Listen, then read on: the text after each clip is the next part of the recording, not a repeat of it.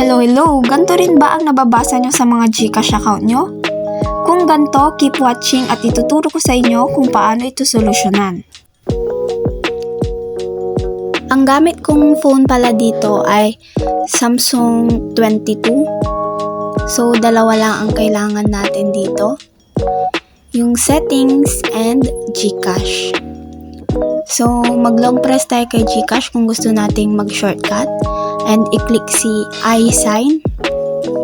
So, pag kinlik si I sign is mapupunta tayo dito sa app info. And i-click natin si storage.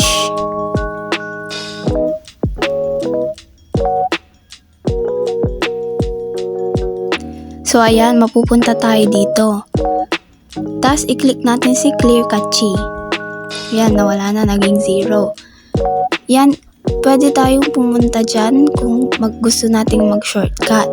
Pwede natin gawin yon. Pero, kung wala tayong ganun sa phone natin, punta na lang tayo sa settings. Tapos, i-click natin or i-search na lang natin yung GCash. Para mas madali. Search GCash. And, hanapin natin yung storage. Like, ganun din sa ginawa natin kanina. Clear cache. Same way lang. And mag-back tayo. So, this time, mag-search ulit tayo. I-search natin ang build number. Or kung lumabas na dyan sa screen nyo, click nyo na yung build number.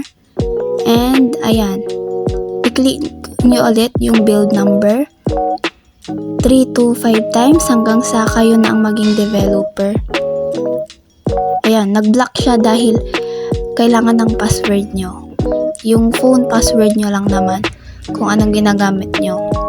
Then, after nun, pwede na kayo na ang developer mode has been turned on, sabi niya. And the third and the last step is punta kayo ulit sa search bar and search developer options. Then, click developer options.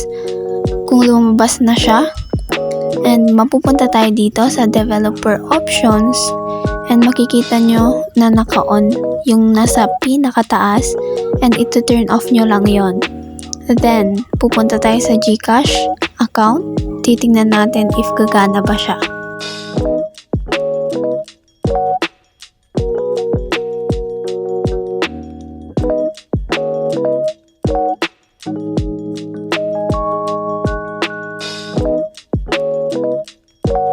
Ayun, successful po ang ginawa natin. Kaya itry nyo na rin. And don't forget to like and share and subscribe.